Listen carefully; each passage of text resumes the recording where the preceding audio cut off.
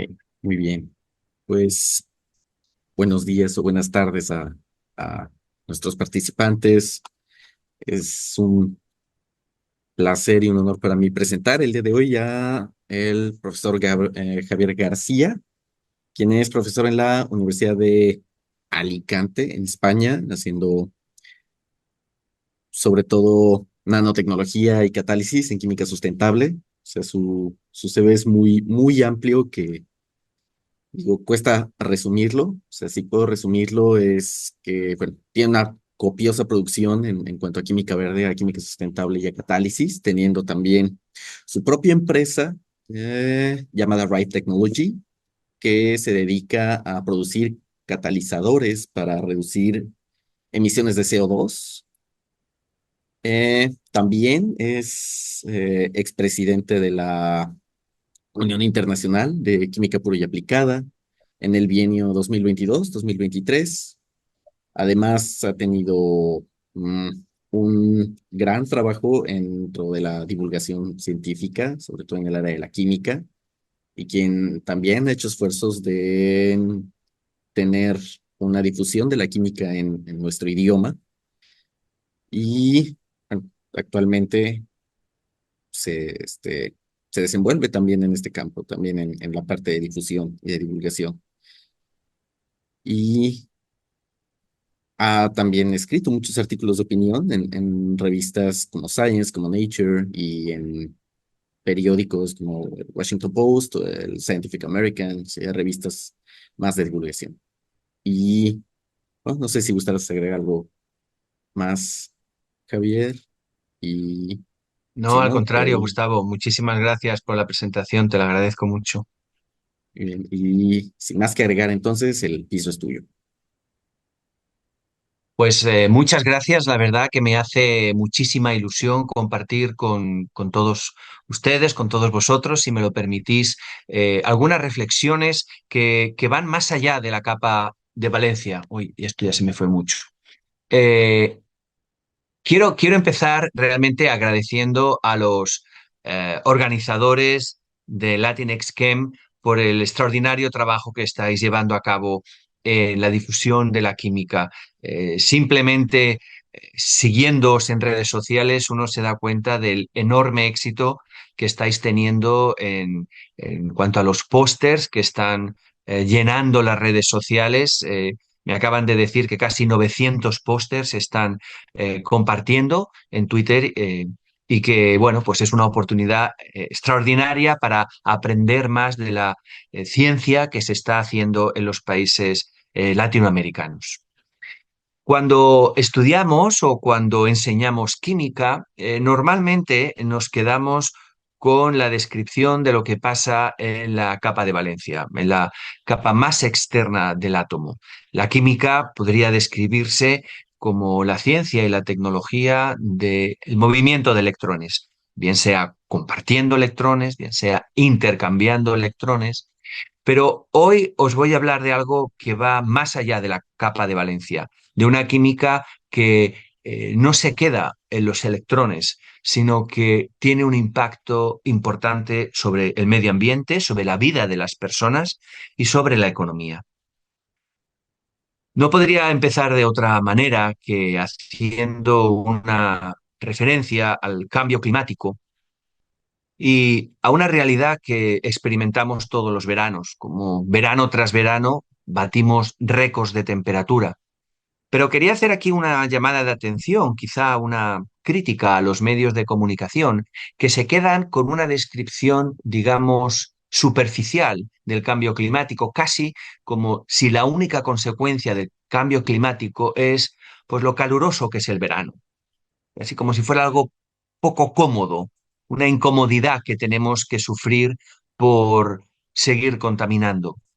La realidad es que el cambio climático tiene consecuencias terribles y por mencionar solamente la última, esto es el huracán Elena, que ha castigado el sur de Estados Unidos de una manera terrible. En palabras del presidente Joe Biden, de una manera histórica, como nunca lo habíamos visto. Las cifras son escalofriantes. Más de 100 personas han muerto en Estados Unidos. Se desconoce todavía el número de personas que permanecen desaparecidas. 2 millones de familias se han visto afectadas y recientemente se ha estimado el coste económico de este huracán en más de 50.000 millones de dólares. Estas son las consecuencias reales de cambio climático, que tiene importancia o que tiene consecuencias sobre la vida de las personas y sobre el planeta. Obviamente, la química tiene un papel muy importante que jugar a la hora de luchar contra el cambio climático, pero también en general a la hora de crear un futuro más sostenible, sustentable. Cada país en Latinoamérica utiliza una expresión diferente. Al final, un mundo mejor para todos. Pero la realidad es que la química, nuestra profesión, está muy lejos de ser una actividad circular. Esta imagen que aparece aquí parece compleja, pero explica de una forma muy sencilla en qué consiste nuestro negocio. El negocio de la química consiste en extraer de la tierra productos naturales, puede ser el petróleo, el carbón, el gas natural, minerales, metales, también gases, nitrógeno, CO2, oxígeno. Transformarlos, todas estas líneas que aparece aquí, es lo que enseñamos en la universidad, Fischer-Tropsch, Haber-Bosch, alquilación, isomerización, todas las fantásticas reacciones que enseñamos en clase. Y a la derecha, lo que producimos. Nuestro negocio básicamente consiste en comprar materia prima, transformarla y vender productos de un valor añadido más alto. Este es nuestro negocio. Pero este negocio tiene muchos problemas. Uno que, como veis, es lineal. Una vez que vendemos lo que producimos, nos despreocupamos de lo que pasa con estos productos.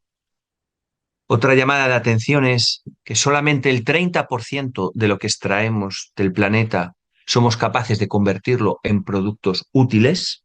El otro 70% se queda en residuos.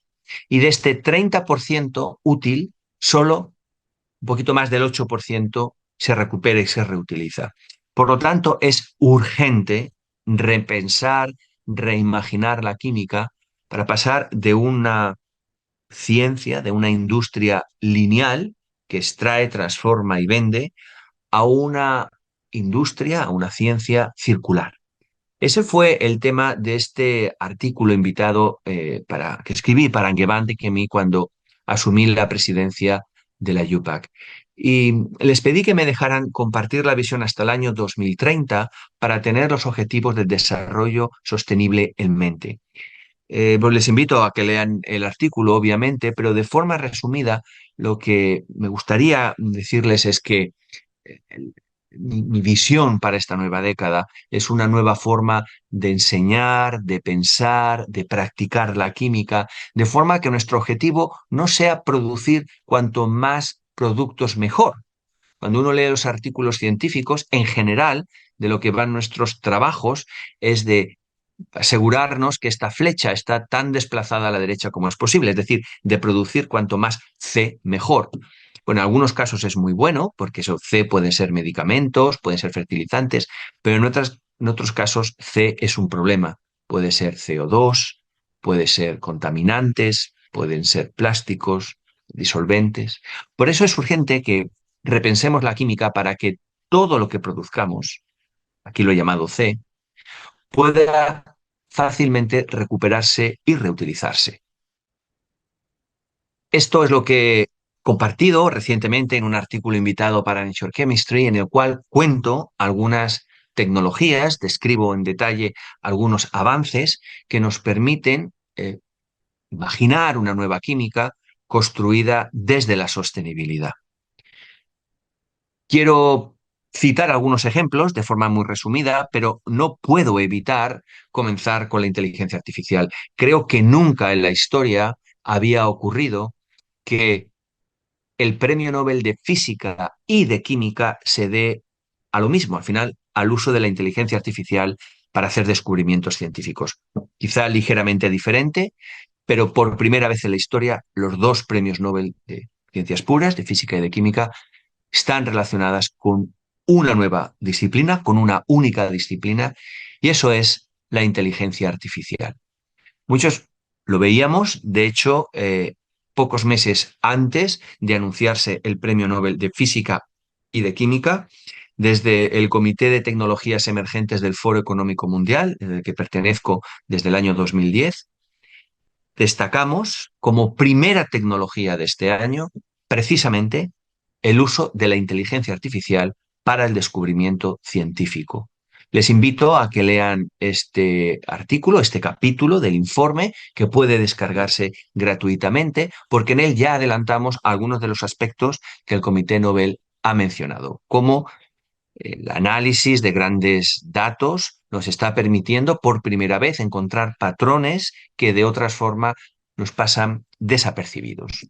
Un buen ejemplo de lo que estoy comentando es este artículo publicado en Nature en el año 2018, hace ya 6 años, que yo creo que es en realidad un parteaguas, es un artículo seminal, fundamental, digamos decir que histórico en nuestra disciplina, porque en este artículo se describe cómo la inteligencia artificial ha pasado el test de Turing en la química.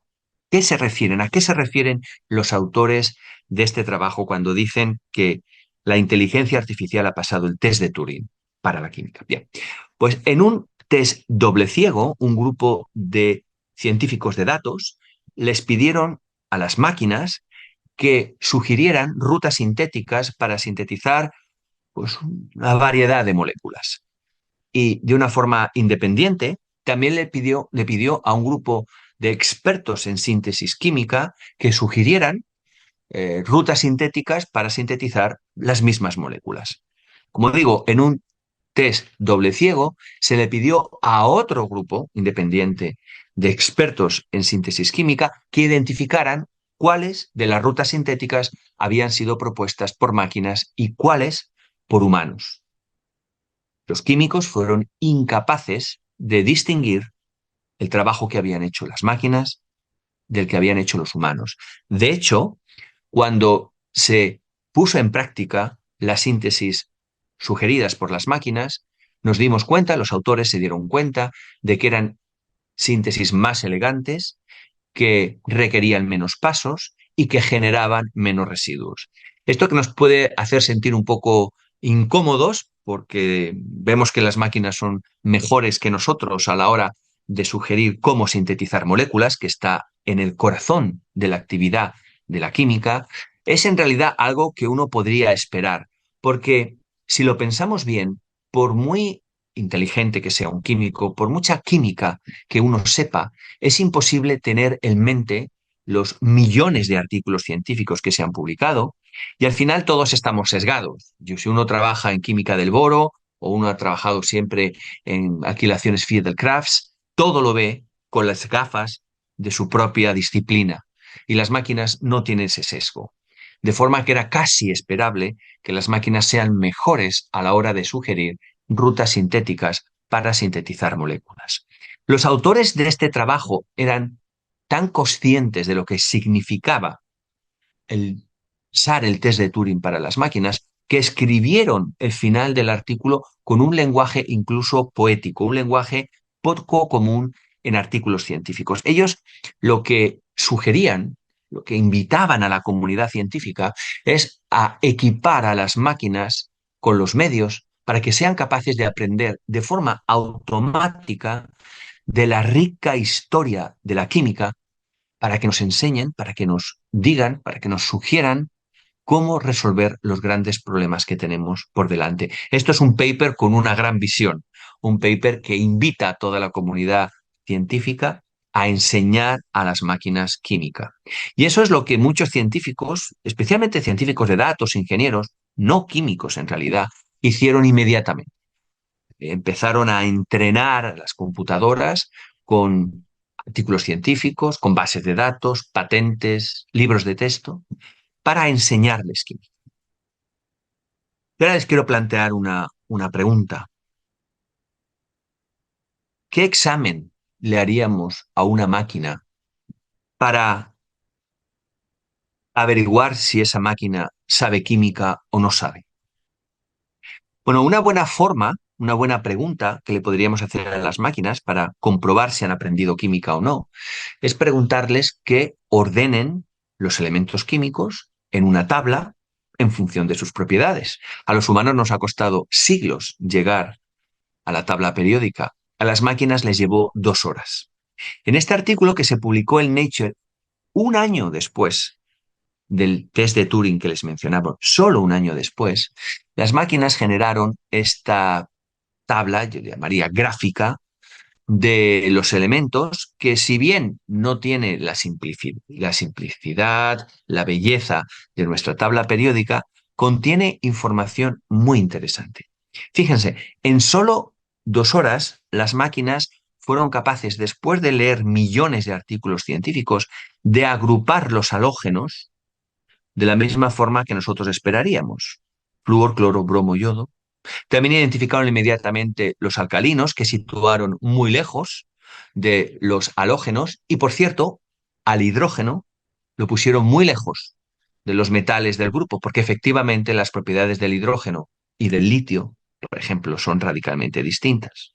Tampoco tuvieron ningún problema a la hora de situar e identificar a los gases nobles, los muy nobles, poco reactivos gases nobles que situaron muy lejos de los muy reactivos halógenos y alcalinos. Y cuando se enfrentaron al grupo 13, un grupo en el que, como sabemos bien, los elementos no comparten muchas propiedades, de hecho el boro y el aluminio son muy diferentes, aunque nosotros los colocamos muy juntitos, ¿eh? El litio y el sodio sí que son parecidos y los colocamos cerca, pero el boro y el aluminio no lo son, y las máquinas no se dejaron engañar y el boro lo pusieron muy lejos. De hecho, nosotros nos hemos dado todo tipo de nombres pomposos para buscar excusas por las cuales muchos elementos de la tabla periódica parece no encajar en el lugar que les corresponde. Nos hemos inventado nombres como efecto cabeza de grupo, efecto diagonal o efecto par inerte. No sé si les he convencido o no de que las máquinas en pocas horas han sido capaces de entender la química, pero yo sí que les diría que si un estudiante en un par de horas es capaz de organizar los elementos de la misma manera que han hecho las máquinas, pues yo me sentiría muy bien poniendo una buena nota, porque esa reflexión que vemos a la hora de organizar los elementos es muy adecuada. No sé si les ha convencido o no, pero vamos a hacer un experimento mental. Vamos a suponer que tenemos una máquina, aquí la vemos, que sabe toda la química, que sabe todo, que nos puede dar cualquier respuesta a alguna duda química que tengamos. Y aquí es cuando las cosas se ponen interesantes. Esta pregunta también es para todos los que nos están escuchando. ¿Qué pregunta le harías a una máquina que sabe toda la química? Por lo menos toda la química que hemos publicado, que tiene en mente todos los papers, todos los datos, todas las gráficas, todas las patentes. ¿Qué pregunta le haríamos? Bueno, cuando esta pregunta se la he hecho a algunos colegas, pues obviamente algunos se queda pues, con una visión un poco estrecha. Si está trabajando en fotorreducción de CO2, le pregunta ¿qué catalizador va bien para esta reacción? O alguna duda un poquito más eh, noble, como por ejemplo, bueno, ¿qué medicamento nos serviría para curar esta enfermedad concreta? Pero si lo pensamos bien, hay preguntas más generales que serían lógicas hacerle a una máquina que lo sabe todo. Una de ellas podría ser, ¿cómo surgió la vida en la Tierra? ¿Qué reacciones químicas hicieron posible el experimento de Miller, síntesis de aminoácidos, y a partir de los aminoácidos, pues los bloques de la vida? Pero podríamos hacerle otra, que es la que yo les voy a sugerir, que es cómo transformar todos los residuos en moléculas de alto valor añadido. Mire, este artículo, que también se publicó en Nature hace unos pocos años, responde a esta pregunta. Estos esquemas parecen muy difíciles, pero en realidad este artículo es extremadamente sencillo. Los autores identificaron estas moléculas, que son moléculas de las que nos queremos deshacer. Son residuos, moléculas por las que de hecho te pagan para que te las lleven. No tienen precio, diríamos tienen precio negativo. Es un problema trabajar con estas moléculas. Y a partir de ellas, lo que se les pidieron a las máquinas es que a partir de estas moléculas de las que tenemos sobreabundancia, de las que no queremos más, nos permitan sintetizar todos estos medicamentos, algunos más complejos que otros, pero diferentes, muy interesantes. Y bueno, en este esquema podéis ver las flechas que indican, de nuevo, qué rutas sintéticas nos permiten preparar estos compuestos de alto valor añadido a partir de residuos. Y las máquinas lo hicieron tan bien que poco después se escaló alguna de estas preparaciones, por ejemplo, estos son algunos medicamentos muy conocidos, se escaló esa síntesis y se están intentando formar empresas para transformar estos residuos en medicamentos, en productos de alto valor añadido. Claro, aquí la duda uno le surge es de quién es la propiedad intelectual, a quién le pertenecen las patentes de esta empresa, cuando en realidad estas síntesis no las ha desarrollado ningún humano, sino que son el fruto del trabajo de las máquinas. Sin duda, muy relacionado con el Premio Nobel de Química de este año está AlphaFold, que en mi opinión, junto con CRISPR-Cas9, ha sido el gran descubrimiento de principios del siglo XXI. Gracias a AlphaFold podemos hacer algo que en mis tiempos, cuando yo era joven, me decían que era imposible, que es predecir cómo se va a plegar una proteína simplemente conociendo la sucesión de aminoácidos. Esto ha sido posible porque con mucho, mucho esfuerzo y un montón de dinero, los seres humanos hemos podido elucidar, resolver la estructura de 170.000 proteínas. A partir de la estructura de esas 170.000 proteínas que conocemos, las máquinas han aprendido a predecir el plegamiento de aminoácidos y ahora prácticamente pueden predecir cómo se va a plegar cualquier sucesión de aminoácidos. Hasta el punto que muy poco después de la publicación de AlphaFold, se publicó este nuevo trabajo, ahora de Meta AI, que no predice las propiedades de una sucesión de aminoácidos, sino lo que hizo fue resolver la estructura de 600 millones de proteínas, algo que sería inalcanzable de cualquier otra forma. Estas estructuras que están viendo aquí son 600 millones de proteínas que hoy sabemos cómo se pliegan gracias a la inteligencia artificial y lo sabemos con una resolución atómica. Esto sin duda lo cambia todo a la hora de la investigación de nuevos medicamentos para la lucha contra las enfermedades. Pues estos descubrimientos son tan deslumbrantes que a uno le cabe la duda preguntarse, bueno, ¿qué significa ser humano o qué significa ser químico en un tiempo en el que las máquinas hacen ciencia? ¿Qué significa ser científico en un tiempo en los que las máquinas son capaces de hacer ciencia? Bueno, hay muchas cosas que una máquina no es capaz de hacer y ahora les voy a comentar una de ellas.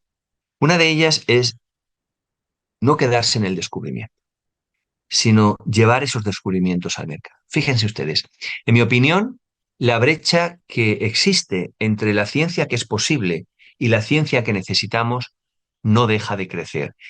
Y para poner solamente un ejemplo, permítanme recordarles que 2.000 millones de personas, 2.000 millones de personas, no tienen acceso al agua potable. Y esto no es porque no tengamos soluciones para ello, sino porque no hemos encontrado los modelos de negocio, las formas de dar ayudas, forma de sostener eh, maneras, empresas, tecnologías que nos permitan potabilizar el agua en todas las partes del mundo. Por eso estoy convencido que los hombres y las mujeres que se atrevan a llevar sus descubrimientos al mercado, bien sea creando empresas licenciando tecnologías o simplemente hablando con empresas que puedan estar interesadas en comercializarla, van a ser los grandes agentes transformadores del siglo XXI. Me han pedido que cuente un poco sobre mi propia experiencia personal en el campo de la nanotecnología, en el emprendimiento científico, y he decidido compartirlo casi como un viaje, como una historia personal que comienza conmigo aterrizando en Boston para hacer un postdoc en MIT. Obviamente, cuando llegué allí, pues lo que yo quería era aprender, investigar, hacer grandes descubrimientos para publicarlos y poder tener una buena posición en la academia. Pero hay algo que me sorprendió, algo que yo no esperaba encontrar en MIT, y eso fue un ecosistema que fomenta que los jóvenes que están allí emprendan, creen nuevas empresas. Y allí se ha creado, como en otras muchas universidades, un ambiente, un entorno que favorece la creación empresarial y sin pensarlo, sin haberlo decidido, por lo menos no soy consciente de haberlo hecho, pues un día decidí que quería crear una empresa, que quería aplicar la nanotecnología a la catálisis para resolver algunos de los grandes problemas de nuestra industria, en concreto las enormes emisiones de CO2 que tienen algunos sectores químicos, especialmente el petroquímico. Contado de una forma muy sencilla, los catalizadores que utilizamos hoy en día, especialmente las zeolitas, que es la familia de catalizadores más utilizada en la industria química, es muy buena para la transformación de moléculas pequeñas o medianas que pueden viajar por dentro de la estructura porosa de los catalizadores y transformarse.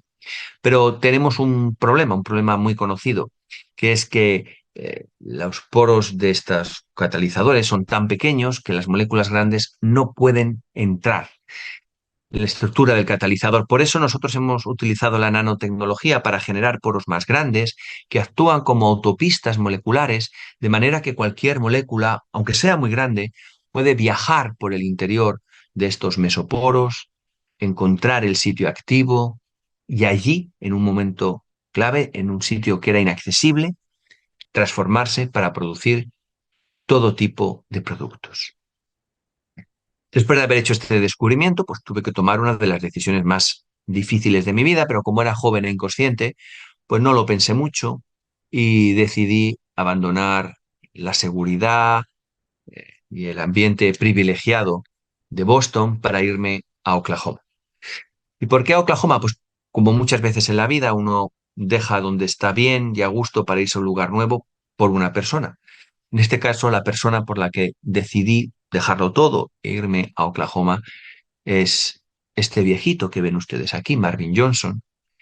Tiene 250 patentes, es una persona reconocidísima en en su área, en el área de la catálisis, y él sabía todo lo que yo no sabía. Él conocía la industria, conocía cómo escalar las tecnologías, y cuando se jubiló, pues decidió trabajar conmigo, cobrando lo mismo que cobraba yo, es decir, nada, para eh, intentar comercializar esta tecnología. Y después de mucho esfuerzo y de trabajar muy duro en este sencillo laboratorio, pues conseguimos mucha financiación, gracias a su reputación, obviamente no a la mía, que no me conocía nadie. De nuevo empaqueté todo, volví a la costa este para fundar Rife Technology, escalar la tecnología ahora ya sí, con equipamiento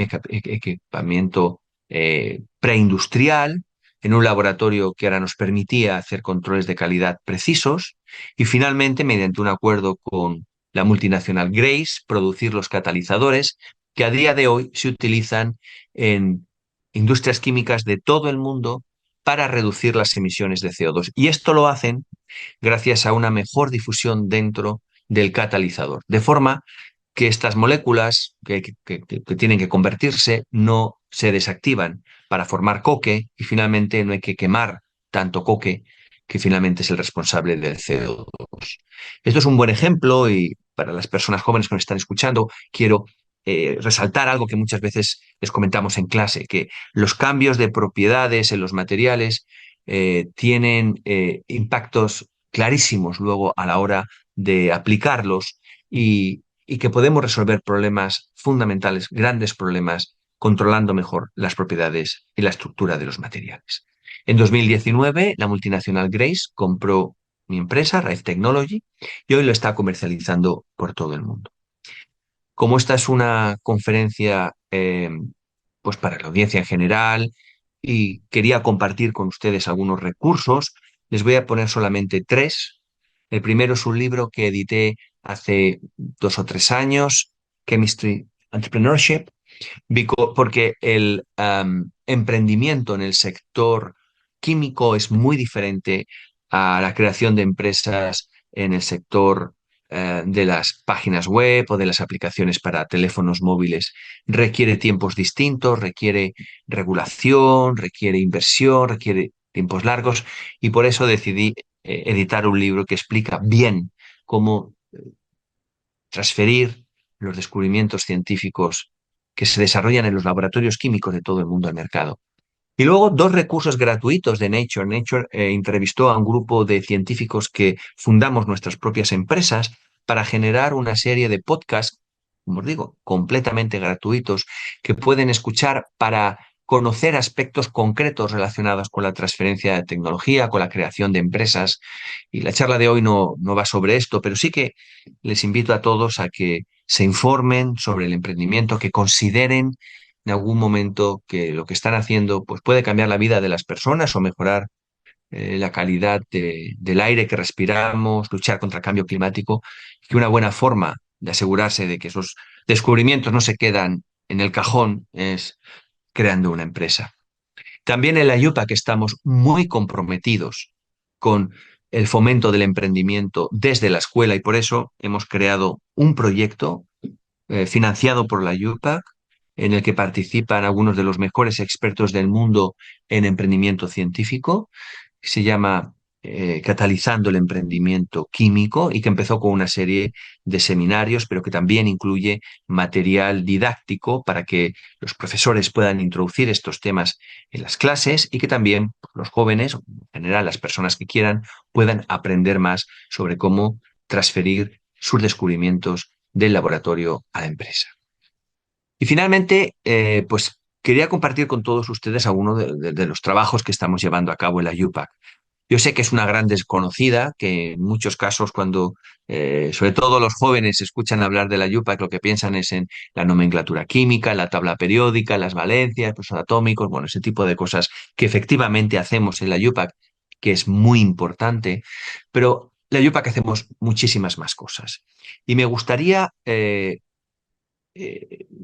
mencionar algunas que son propias de los países latinoamericanos, porque como primer presidente de la IUPAC de habla hispana, he tenido un compromiso muy claro por la difusión de la ciencia, de la química en español. Y me gustaría compartir con ustedes algunas reflexiones que, por cierto, compartí con los asistentes al Congreso Latinoamericano de Química, el CLAC. Como hay muchas personas químicas de Latinoamérica en este webinar, pues les recomiendo que aprendan más sobre el FLAC, la Federación de Sociedades Químicas Latinoamericanas, y puedan, porque asistan a los congresos que se realizan de forma bianual. Hace un par de semanas celebramos el Congreso Latinoamericano de Química en Panamá. Estos son los jóvenes que participaron y que organizaron muchas de las sesiones, y dentro de 2 años va a ser en Lima, Perú. Pero como digo, hacemos otras muchas cosas en la UPAC, aparte de crear el lenguaje de la química. Fundamentalmente generamos datos, datos como los pesos atómicos, entalpías de formación, datos sobre toxicidad, también métodos de medida, formatos digitales, estandarizados, y todo esto lo hacen voluntarios, voluntarios que ninguno de nosotros, ni siquiera el presidente de la UPAC, cobra un céntimo. Lo hacemos por la comunidad científica para que tengamos los datos más exactos, los métodos de medida más estandarizados, para que nos comuniquemos en un solo lenguaje, de manera que nuestro trabajo sea más fácil, sea más eficiente y evitar las confusiones. También todos los años hacemos una llamada internacional para que personas de todo el mundo sugieran aquellas tecnologías químicas que son más prometedoras, que pueden resolver los grandes problemas que tenemos por delante.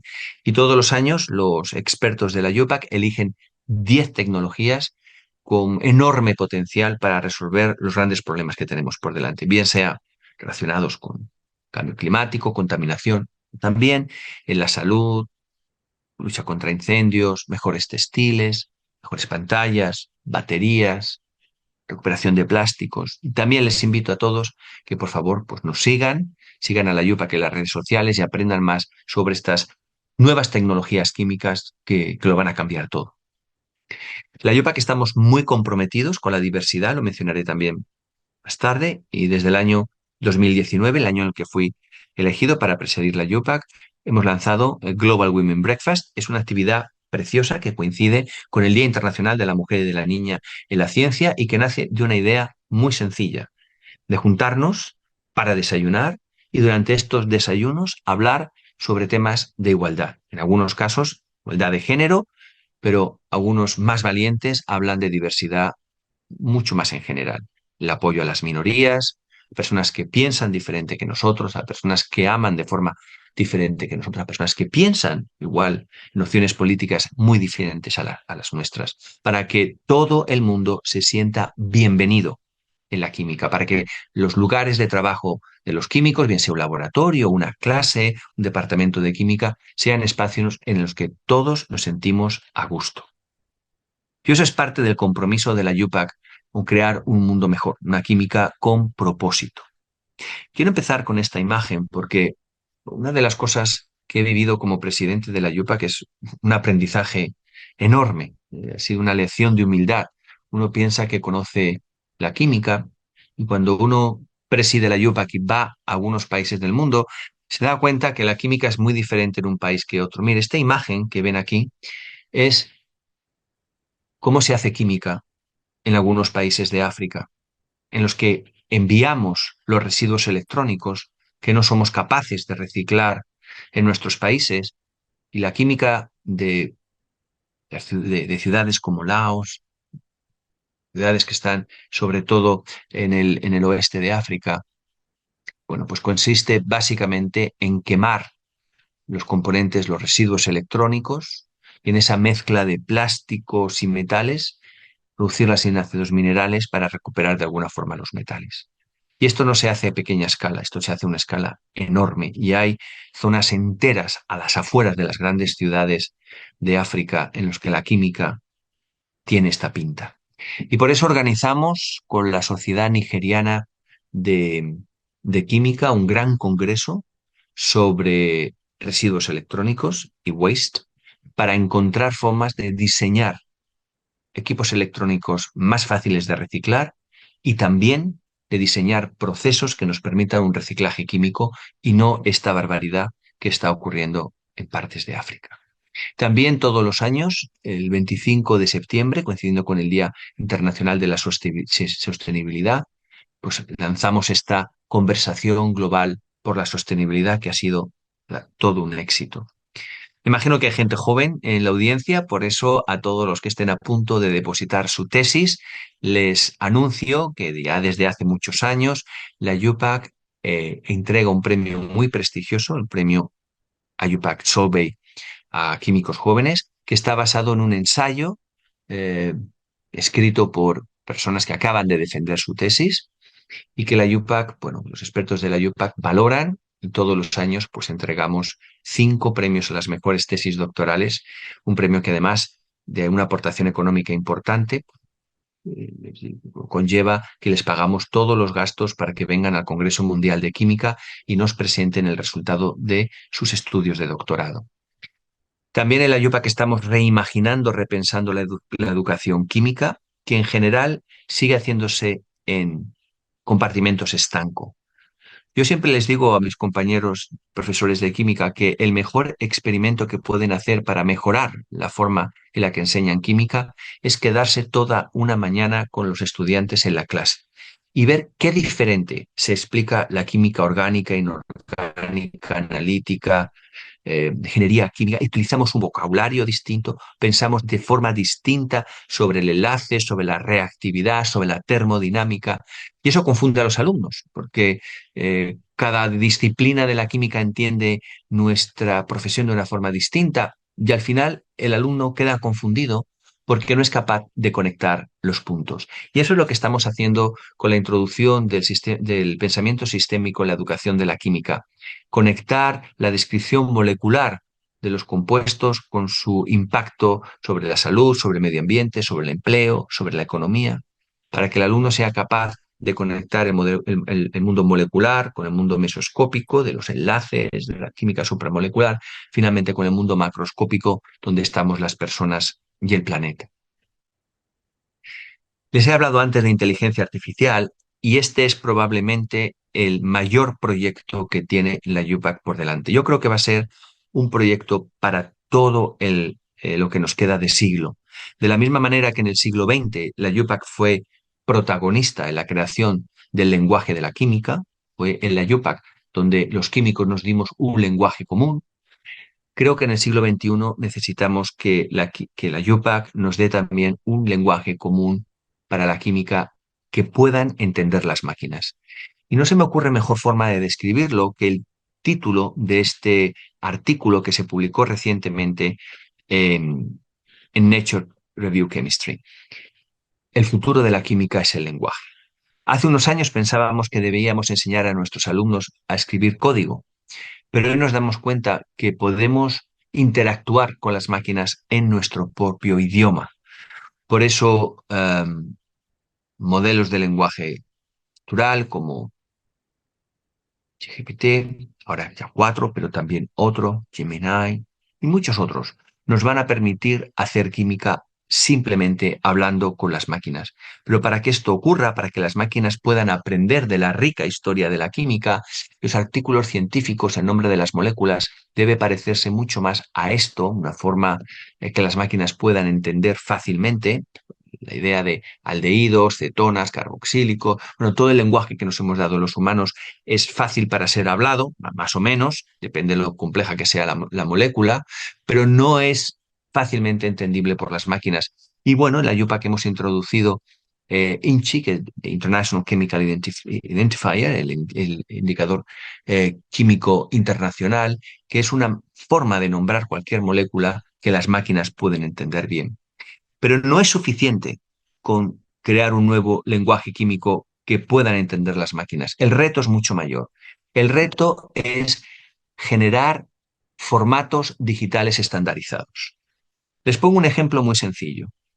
Si en un laboratorio tienen un equipo de infrarrojos de una marca comercial X, por no mencionar una, y en el laboratorio de al lado tienen un espectrómetro de infrarrojos de una marca comercial Y, pues en muchos casos no pueden intercambiarse los modelos, no se pueden comparar los espectros, no se puede utilizar la información de dos formatos digitales distintos. Y lo que estamos haciendo en la IUPAC con el Consejo Mundial de Ciencia es generar formatos digitales estandarizados para todo lo que se refiere a la investigación científica, de manera que podamos intercambiar archivos digitales de una manera, pues, sencilla de encontrar, accesible, interoperable y reutilizable, es decir, que cumple los criterios FAIR, por sus iniciales en inglés. Como les decía antes, en la IUPAC estamos muy comprometidos con la diversidad y parte de este compromiso con la diversidad es que todos nos sintamos a gusto, invitados, en casa en la química. Y eso no ocurre si los químicos pensamos que el lenguaje de la química, que la química se escribe y se habla solo en inglés. Por eso, eh, hemos hecho un esfuerzo muy importante en la UPAC para, en primer lugar, incorporar esta red increíble que es IYCN. Les pongo aquí su página web. IYCN significa Red Internacional de Jóvenes Químicos. Pueden visitarla aquí. Hay jóvenes químicos prácticamente en todos los países del mundo. Como ven, en América Latina también la mayoría de países tienen representantes. Les sugiero a los jóvenes que nos vean que formen parte de IYCN y el AYUPAC en este compromiso por la diversidad. Lo que hemos hecho ha sido incorporar esta red de cientos de jóvenes a la estructura organizativa de la AYUPAC. Ahora esta red es también parte de la AYUPAC. Y como digo, si pensamos que la química solo se habla y se escribe en inglés, tenemos un problema. Y quizá la mejor forma de evidenciar lo que estoy diciendo es este artículo que se publicó el año pasado sobre las dificultades que tenemos los hablantes hispanos, los que no tenemos el inglés como lengua materna, a la hora de desarrollar una carrera científica. Y los datos son muy claros. Obviamente, los que no hablamos inglés como lengua materna, tenemos que dedicar hasta un 94% más del tiempo para preparar y practicar cualquier presentación en un congreso que sea en inglés. Tenemos que tener hasta 12 veces más de revisiones relacionadas con el lenguaje a la hora de enviar un artículo científico. Obviamente, mucho más tiempo para leer artículos. Quizá más doloroso, nos rechazan mucho más nuestros artículos porque el inglés no es tan bueno como aquellos que escriben en su propia lengua.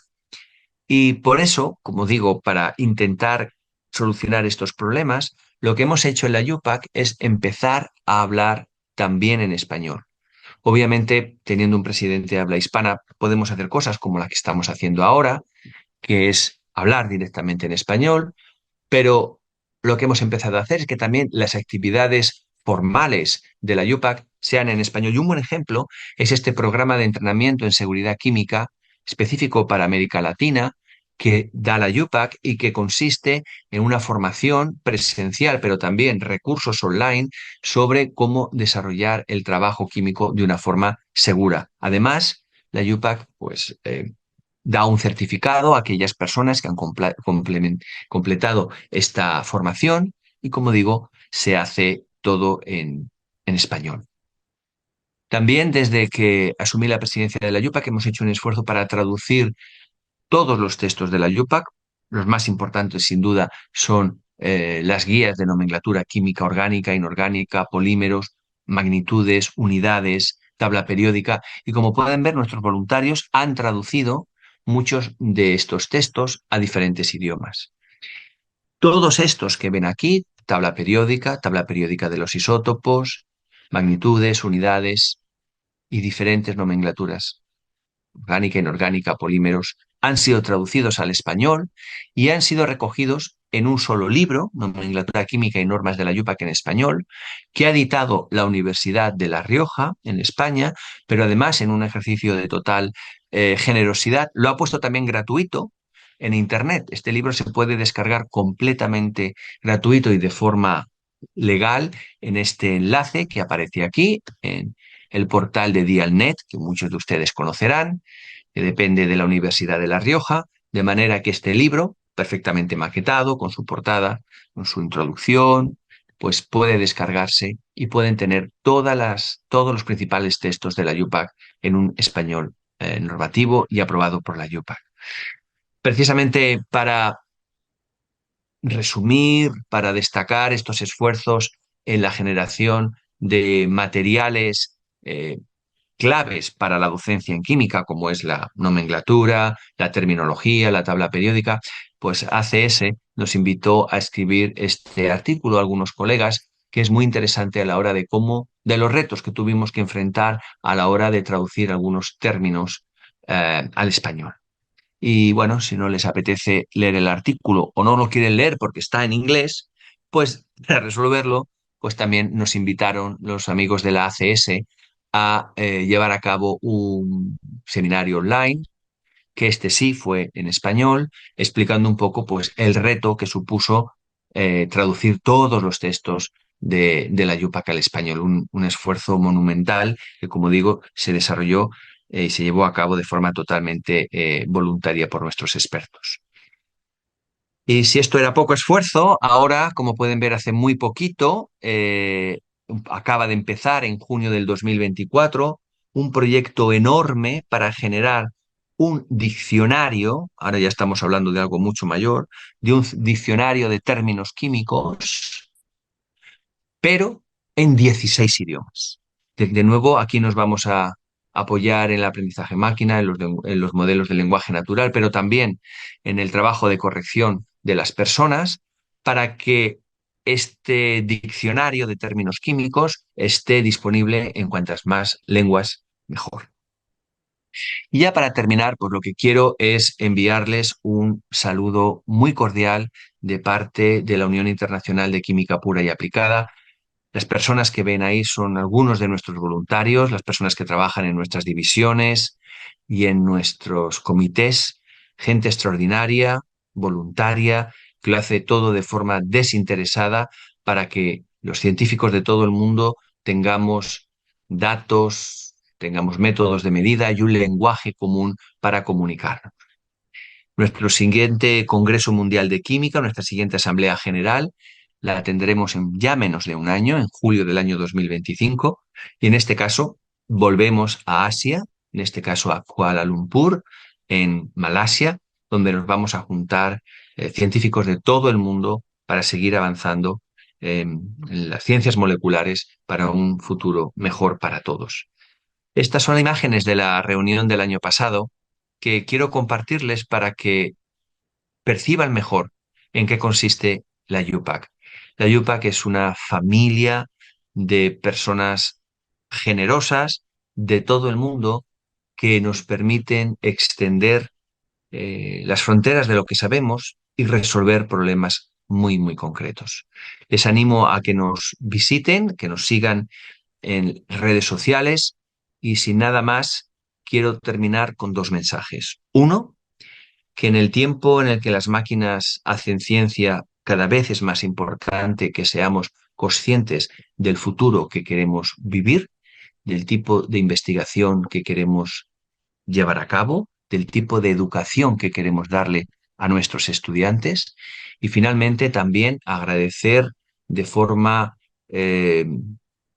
muy sincera, muy entusiasta a todos los voluntarios del Latin XChem, muy especialmente a mi amigo Galo, por regalarnos esta plataforma, que de nuevo fue una de esos efectos secundarios, si me permiten la expresión, de la pandemia, en el momento en el que muchas personas se encerraron en sus casas, pues algunos fueron tan generosos que con su tiempo libre lo que hicieron es darnos más oportunidades para aprender.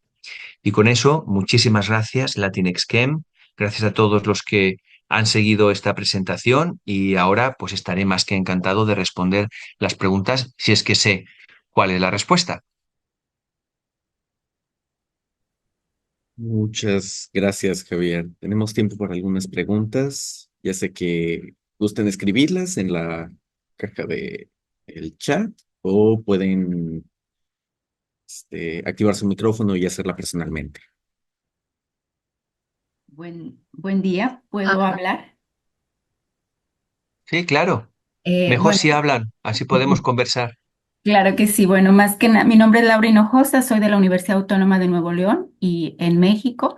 Y bueno, felicitarlo por esta extraordinaria presentación. Para mí ha sido un gusto escucharlo, en el sentido de que, bueno, pues si bien las máquinas, como usted decía, la inteligencia artificial, pues logra grandes avances y a una velocidad mucho más rápido que los humanos, indudablemente el esfuerzo, ¿verdad?, que nosotros como científicos hacemos en la búsqueda de propuestas, por ejemplo, particularmente desarrollar métodos analíticos o desarrollar procesos de tratamiento de agua, que es el área donde nosotros trabajamos, pues es Ujú. indudablemente necesario, pero sobre todo pues conocer un poco su trayectoria y pues tomar en referencia todos estos artículos que nos mencionó para ayudarnos pues a llevar más allá de solamente el conocimiento científico, ¿verdad?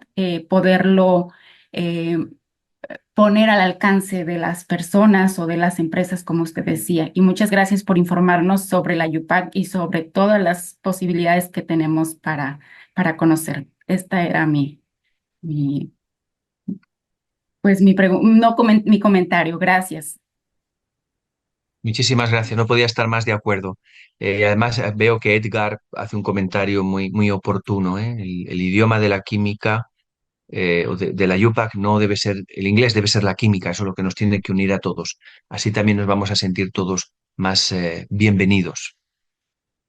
Ujú. Igualmente hay comentarios. Está Paula Jimena García, quien también es organizadora, diciendo que no había reflexionado sobre la importancia que puede tener la inteligencia artificial en la química. Sí, cada día está dominando más la inteligencia artificial y tenemos también, nuestra tarea es, como platico con mi familia a veces, que nosotros seamos quienes sepamos usar la inteligencia artificial y que no sea la inteligencia artificial quienes nos usen a nosotros. Eso me parece Ujú. también importante. Edgar Vera con su comentario. Elizabeth tiene una pregunta. Dice, me encanta que la UPAC se esté ocupando que el inglés no sea el único lenguaje de la química. ¿Qué más se tiene planeado al respecto? Bueno, pues como he dicho, muchísimas cosas. No solamente hemos traducido los principales textos a los principales idiomas, sino que ahora eh, estamos haciendo un diccionario en 16 idiomas. Eso es un esfuerzo titánico. Imagínense el trabajo que esto lleva. Además, las actividades globales, Global Women Breakfast, las tecnologías emergentes, también no les comenté, pero tenemos un concurso online sobre tabla periódica que está accesible en 10 idiomas desde que me he incorporado al equipo de liderazgo de la UPAC, prácticamente todo lo que hacemos está disponible en cuantos más idiomas mejor. Ahora también la tecnología nos ayuda a eso y me parece que uno se siente más invitado, se siente más incluido cuando uno llega a la página de la UPAC, a los documentos de la UPAC y los ve escritos en su propia lengua. Uno siente, aquí, eso también es mío, también pertenezco. Frente a que si está en una lengua que uno no domina, pues dice, ay, esto es de gringos, esto no es para mí. Y eso algo a la región esto le ha hecho mucho daño. Y creo que es mi obligación, lo que está en mi medida, pues solucionarlo. Con esto me surge una pregunta. Si existe alguna colaboración o esfuerzo por parte de la UPAC con instituciones o secretarías de educación de algunos países, porque digo, al ser parte de la química educativa dentro de los países, o sea, este tipo de colaboraciones también puede resultar importante. ¿Eso es algo que se haga? Sí, se hace de forma continua, especialmente los ministerios o secretarías de educación de los países que lo necesitan más. Tenemos un programa que se llama Flying Chemist, que lo que hacemos es enviar a los países que nos lo solicitan expertos en educación química para ayudar en la generación de programas de currículums de química a diferentes niveles. Obviamente, un país como pues, Estados Unidos o como México, bueno, muchos países de la región no necesitan que nadie les diga cómo generar un currículum de química, pero hay otros muchos países que nos piden ayuda y con ellos sí, como digo, la UPAC les paga el pasaje a estos expertos para que enseñe a los formadores del país de manera que ellos sean los responsables de generar sus propios materiales educativos. Y por supuesto, todos los materiales que nosotros generamos son gratuitos y todo el mundo luego los puede utilizar. Pero si además están en su idioma, pues esos profesores, muchos de ellos de secundaria o de primaria, pues también los tienen en su idioma, de manera que se incorporan mejor. Pero ya, cuando nos lo solicita un gobierno, enviamos a nuestros expertos y con ellos, que al final el país es el responsable de generar el currículum, pues les ayudamos en todo lo que podemos. También hacemos un congreso muy bonito, probablemente sea mi congreso favorito, que es el Congreso Internacional de Educación Química para todos los niveles. Y es precioso ver cómo llegan profesores que están enseñando las cosas más básicas o que hacen experimentos en aldeas muy sencillas. El último al que asistí fue en Sudáfrica y vinieron profesores de colegios de todo el sur de África, cada uno con sus problemas, con sus retos. Y como digo, la química es tan diferente de un país a otro, porque la realidad es tan distinta bueno, es una experiencia preciosa y cómo la UPAC pues, puede ayudar también a través de estos congresos en los que siempre organizamos talleres de formación para los profesores de secundaria, de manera que quede ese legado en los países que visitamos. Sí, muy interesante. Muchas gracias. ¿Hay alguna otra pregunta? Tenemos comentarios. Sí, Pues está José Ramón Gárate, dice, muchas gracias por esta charla y deja un pensamiento. La brecha que existe entre la ciencia que necesitamos y la ciencia que es posible no deja de crecer. Entonces es un gran llamado Ujú. a la acción. Como químico joven resueno mucho con esto. Y Judith Qué me bueno. dice, me parece genial que se incentive disminuir la brecha entre la investigación básica y aplicada, contribuir al desarrollo de emprendimientos, lo cual también es muy, muy importante. Y les apuesto que cuando uno piensa en la UPAC, lo último que piensa que nosotros hacemos es emprendimiento y ayudar a que los Mm. jóvenes aprendan y comprendan cómo crear empresas. Pero la verdad que estamos ahora haciendo pues todo tipo de actividades. La UPAC es una organización muy grande, con más de 100 años de historia, y ahora nos estamos metiendo también en otros aspectos que quizá pues tradicionalmente no haya sido lo que la UPAC estaba haciendo.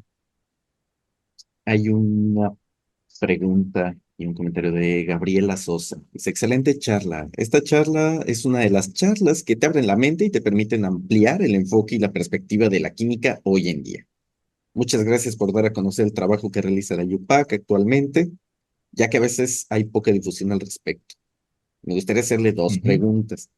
Sí, ¿cuál es el riesgo de disminuir la formación académica con la nueva influencia de la inteligencia artificial en las nuevas generaciones?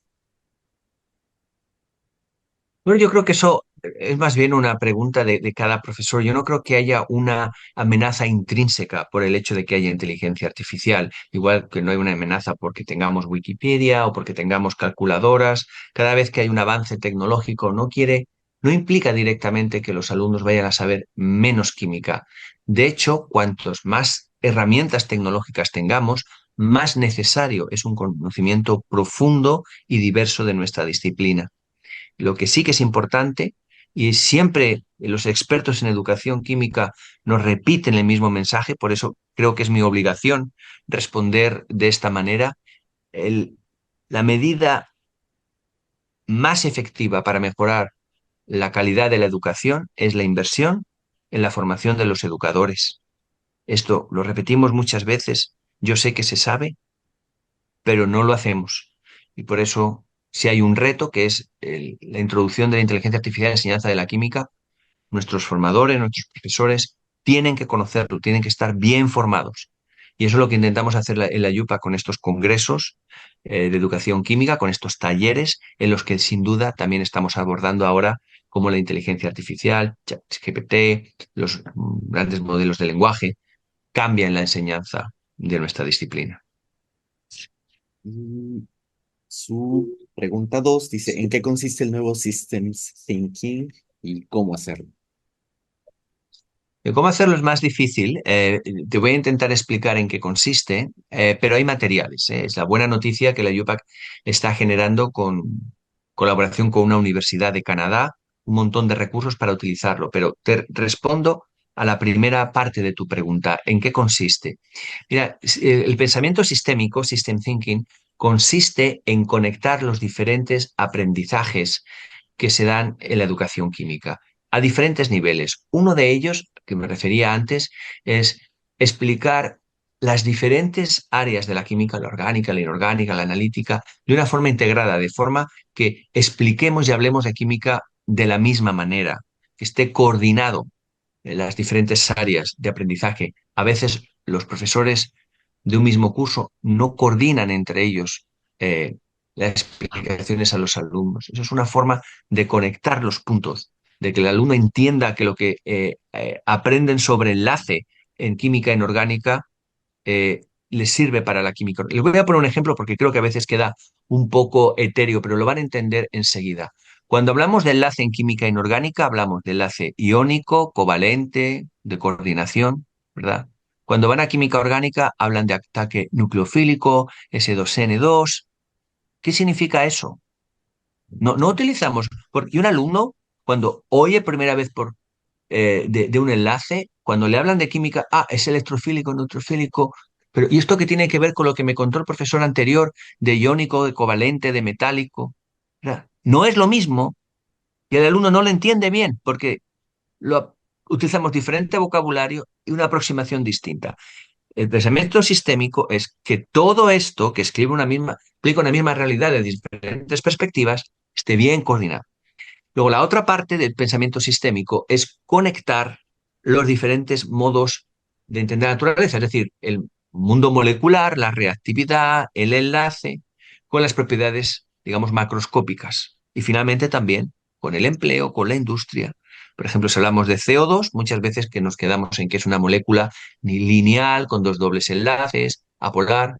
Algunas veces decimos que está relacionada con cambio climático, pero también podríamos hablar de la fermentación, de la respiración, explicar cuando abordamos un tema la química de una forma holística es también una característica del pensamiento sistémico. Y como digo, se han generado algunos materiales para explicar, por ejemplo, el proceso Fischer-Tropsch o para explicar el proceso Haber-Bosch, la fijación de nitrógeno, desde esta perspectiva que incluye aspectos muy distintos, pero utilizando siempre la misma terminología, la misma forma de referirnos al enlace, a la reactividad.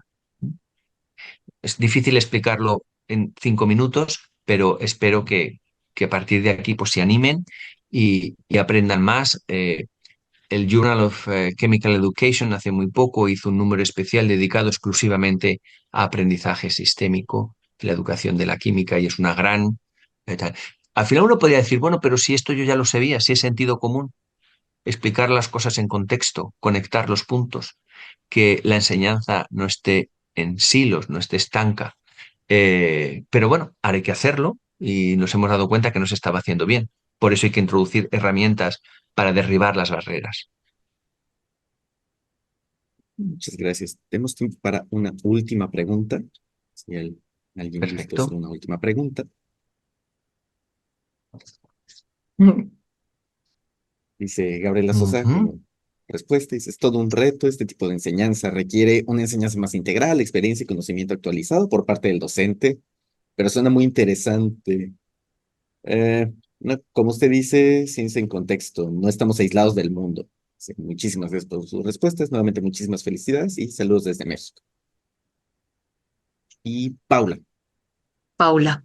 Hola, ya pude prender mi micrófono, es que hace rato no podía. Estaba viendo si funcionaban mis audífonos, no funcionaba, pero creo que mi computadora capta bien el audio. Pues solamente reiterarte, Javier, que tu plática me pareció muy interesante, no solo conocer lo que hace la UPAC, esta parte de trasladarla al español. Yo di clases mucho tiempo en secundaria y decirles a los estudiantes de secundaria que el referente para la química es la UPAC, pero mandarlos a ver cosas en inglés, por más que ellos estuvieran estudiando inglés, no era lo mismo, ¿no? Entonces, porque ya de por sí tienen que aprender el lenguaje de la química y luego verlo en un idioma que no es su idioma materno y luego trasladarlo al español era como demasiado, ¿no? Entonces, me parece que este esfuerzo que están haciendo es excelente y bueno, solamente eso, felicitarlos por todo lo que hace la UPAC por la química. Esta parte de emprendimiento no la conocía, que tenían esto, conozco algunos de los programas que tienen y pues solamente esto, reiterarte mis felicitaciones, mi agradecimiento por compartir todas estas conocimientos y reflexiones que nos dejas. Muchas gracias. Pues es un Saludos placer, desde a esto me dedico. Muchísimas gracias, me encanta la tabla periódica que tienes y veo que está completa, que llega a lo Janesón. Sí, sí, llega a la Cuando hay una tabla lección. periódica no me puedo resistir, tengo una pasión por tablas periódicas, uno de mis... Eso es algo que hago yo cuando mucha gente sabe que soy química y si sus hijos están estudiando química en la secundaria o la preparatoria, me dicen, oye, le puedes ayudar a mi hijo con esto? Y yo siempre les digo, a ver, ¿qué tabla periódica tienes? Ay, a ver si está bien. Y yo no, hace poco le ayudé a alguien, le dije, esta tabla periódica está mal. Y de hecho lo mandé a descargarla de la UPAC, aunque esté en inglés. Muy bien, que sepas que además la puede descargar también en español, la tabla periódica la tenemos Ah, también traducida. la voy a buscar ese link para tenerlo de referencia. Muchas gracias. Ujú. Un placer. bueno, si no hay más preguntas o comentarios, entonces agradecemos de nuevo al profesor Javier García. Muchísimas gracias, Javier, por disponibilidad y por darnos tan interesante charla. Nada, un placer cuando me necesiten. Soy un gran fan de Latinx Chem, lo sigo en redes sociales y los pósters que se están compartiendo son increíbles. Yo creo que no hay ningún congreso en el mundo, desde luego ninguno en español, que tenga casi 1000 pósters. Yo me estoy imaginando el espacio que requeriría ver 1000 pósters. Yo les invito a todos que sigan en redes sociales Y además cuando uno pone el post le hace mucha ilusión que le comenten. Entonces, enhorabuena a Latinx por el extraordinario trabajo que están haciendo.